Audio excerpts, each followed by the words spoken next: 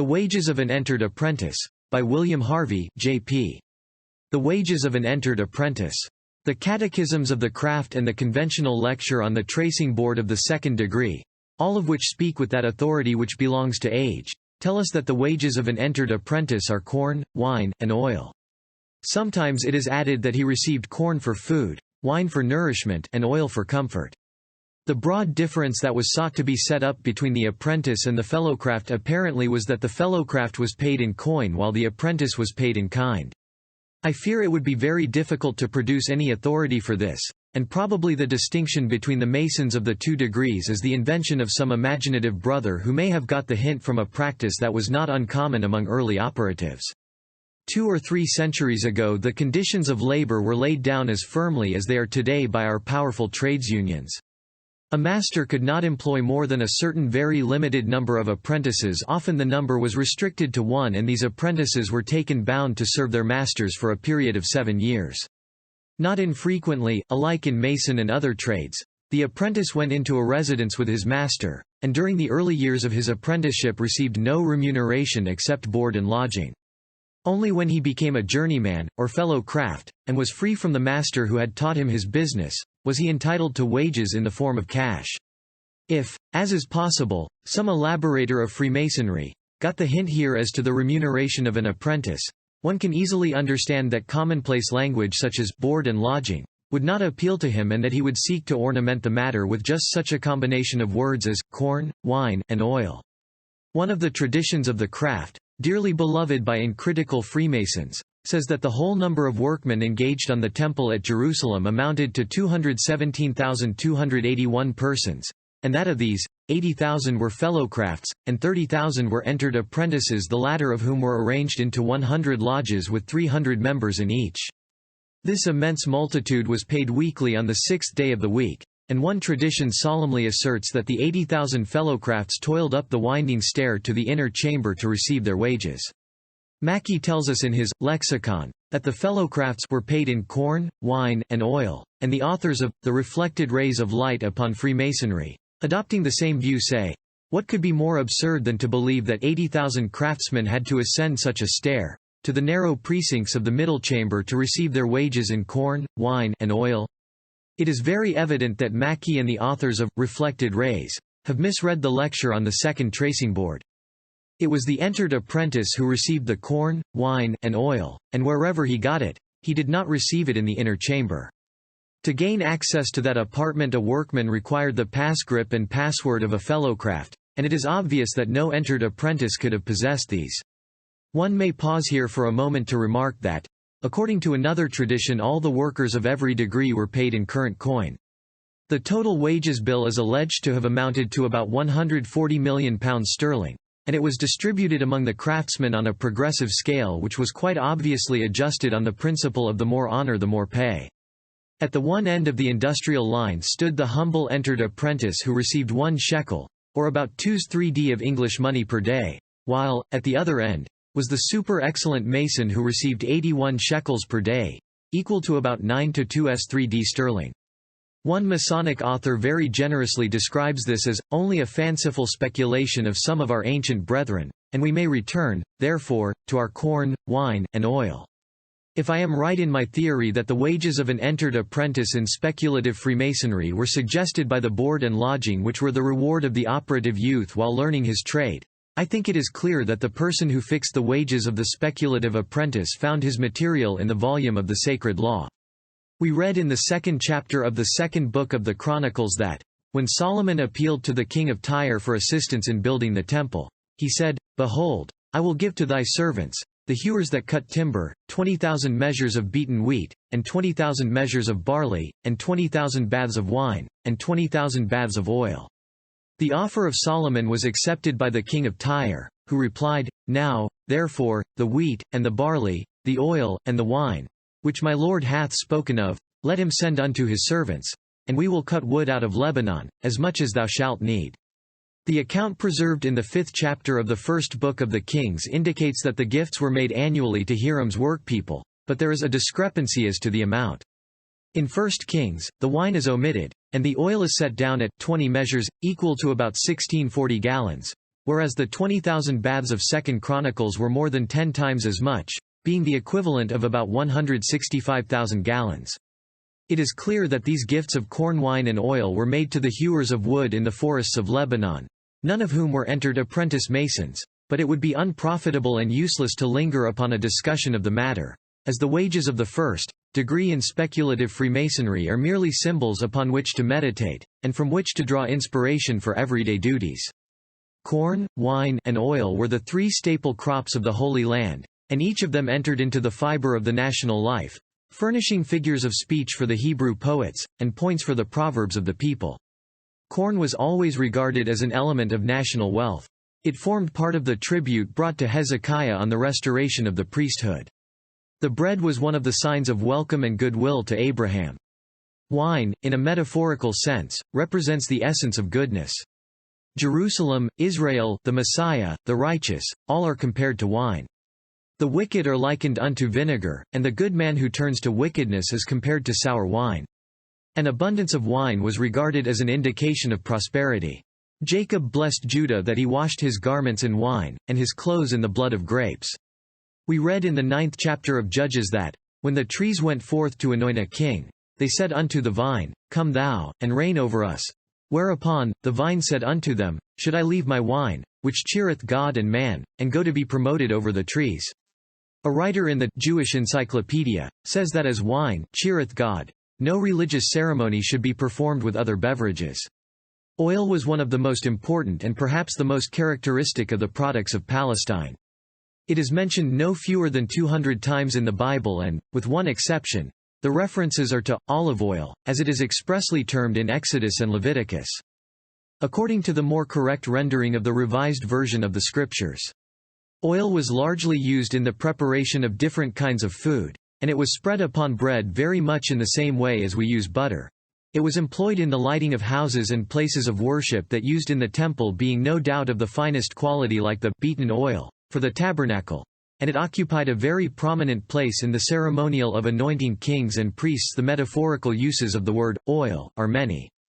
Part of the blessing of Asher was that he should dip his foot in oil, that is, that he should have a large measure of worldly prosperity by finding an abundance of oil within his territory. In the book of the Proverbs, we find the foolish use of oil quoted as a token of extravagance and a source of poverty, while the husbanding of it is a certain proof of wisdom. Words of deceit are said to be smoother and softer than oil, and cursing is said to permeate the life of the wicked even as the oil soaks into bone. The power and use of oil are illustrated in many ways in sacred writings. The scholars of Palestine were often referred to as sons of oil. One injunction has a singularly poetic fancy about it. Ye shall take olive oil to light the temple as an atonement for your souls which are like to lamps. The yoke of Sennacherib was said to have broken, because of the oil which Hezekiah lighted in the schools, and we have a singular parallel to this in the saying of one of the early English reformers who, when Ridley was burned at the stake, exclaimed, Thou hast lighted such a fire in England today, Master Ridley, as shall not be put out. One common and significant use of oil in Palestine was that of anointing the heads of guests entertained at a festive meal, and from this daily custom, oil came to be regarded as a symbol of joy and gladness. The wages of an entered apprentice constitute the Masonic elements of consecration. Corn, wine, and oil figure very prominently in the elaborate ceremonial by which buildings are solemnly set apart and dedicated to the purpose of Freemasonry. After appropriate exercises of prayer and praise, the junior warden, handing the cornucopia to the consecrating master, says, In the dedication of Masonic halls, it has been of immemorial custom to pour corn upon the lodge in token of the divine goodness exhibited in the liberal provision made for all our wants, spiritual and temporal. I, therefore, present to you this vessel of corn, to be employed by you according to use and wont. The master thereupon accepts the vase and, sprinkling some corn upon the floor, says, In the name of the great Jehovah, to whom be all glory, I do solemnly dedicate this hall to Freemasonry. Thereafter the senior warden presents the vase with wine, saying, Right worshipful master, wine, the symbol of strength and gladness, having according to ancient custom been used by our brethren in the dedication and consecration of their lodges, I present to you this vessel of wine, to be used on the present occasion according to established Masonic form. And the master, sprinkling some of the wine upon the floor, says, "In the name of the Holy Saint John, I do solemnly dedicate this lodge to virtue." Finally, the substitute master approaches with the vase containing oil and says, "Right worshipful master, I present to you, to be used according to ancient custom, this vessel of oil, an emblem of that joy and peace which should animate every bosom on the completion of every important undertaking." And the master, sprinkling some oil upon the floor, says, "In the name of the whole fraternity, I do solemnly dedicate this lodge to universal benevolence." In ancient days corn, wine, and oil constituted the wealth of the people and were esteemed as the main supports of life. The psalmist counts them among the greatest blessings mankind enjoys, and you may recall that he brings them together in the 104th Psalm where he speaks of them as wine that maketh glad the heart of man, and oil to make his face to shine, and bread which strengtheneth man's heart. It is sometimes said that modern Freemasonry is but ancient sun worship disguised. We believe in a beneficent creator. The sun worshipper paid his adorations to the glorious luminary of the day to whose genial agency the fruits of the earth corn, wine, and oil were due. To that extent, we have a community of thought, and Freemason and sun worshipper alike look from nature up to nature's God.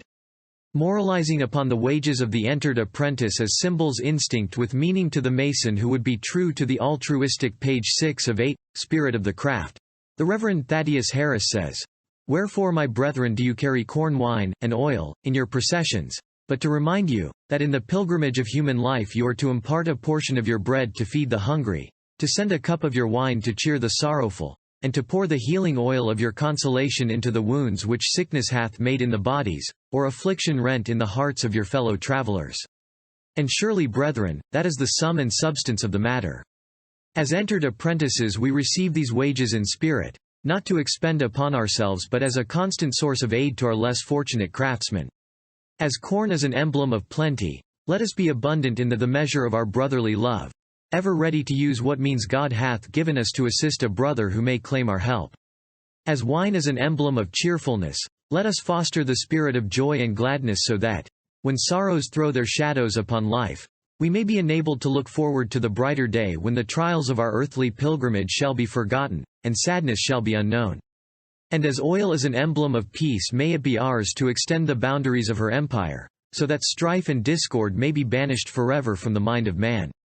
Nothing, says Emerson in one of his essays, nothing can bring you peace but yourself. Nothing can bring you peace but the triumph of principles. And this personal note is emphasized in a striking passage in one of Ruskin's lectures. People, he says, are always expecting to get peace in heaven, but you know whatever peace they get there will be ready-made. Whatever making of peace they can be blessed for, must be on the earth here. The whole teaching of the craft is the promotion of peace on earth, goodwill to men, and it is the personal duty of every one of us to advance the cause of the universal brotherhood of man. Brethren, I do not know that anyone could leave a sweeter memory behind him than just this, that he had faithfully used the wages of an entered apprentice. The day will come when the walls of our lodge shall know us no more, and we shall live in the recollection of our fellows for but a little while, a month, a year, at the most a generation. But that recollection will be a sacred one if those with whom we have labored recall our names from time to time, and tell those who did not know us that, faithful to our trust, we were ever ready to relieve distress, aid the weak, and comfort the mourner. Thus shall we have proved our right to the wages of an entered apprentice, and thus may we hope for the recognition that awaits all faithful craftsmen at the hands of the great architect of the universe. The Wages of an Entered Apprentice by William Harvey, J.P. Fellow of the Society of Antiquaries of Scotland, Pres. Dundee and District RWMs and PMs Association. Provincial Grand Bard of Forfarshire. M. Sterling Royal Arch, No. 76. Hun. Mem. Caledonian Dundee, No. 254. RWM, Progress Dundee, No. 967, 1914-.6, Charter Mem. Dundee St Mary No. 1149, W sub. M. Ubeek, Dundee, No. 1192, Hun, Mem. No. 6, R.A., Hun. Mem. No. 164, R.A., Ph., No. 271 R.A., Hun. Mem. No. 416, R.A., Founder and First Principal No. 421, R.A., Hun. Mem. No. 423 R.A., Founder No. 449 R.A. Preface. The members of a successful class of instruction which works under the auspices of the lodge of which I have the honor of being a past master invited me to lecture to them on a recent occasion, and set me, as my subject, the wages of an entered apprentice. I prepared a lecture that brought together the facts as I had been able to collect them, and some of those who heard the lecture delivered suggested that it might be given the permanency of print for the benefit of others interested in the subject of which it treats. Towards that end, I have carefully revised it, and I hope it will be found of interest and value by students of the craft. William Harvey. Make sure to subscribe for more super contents and share to your lodge brothers.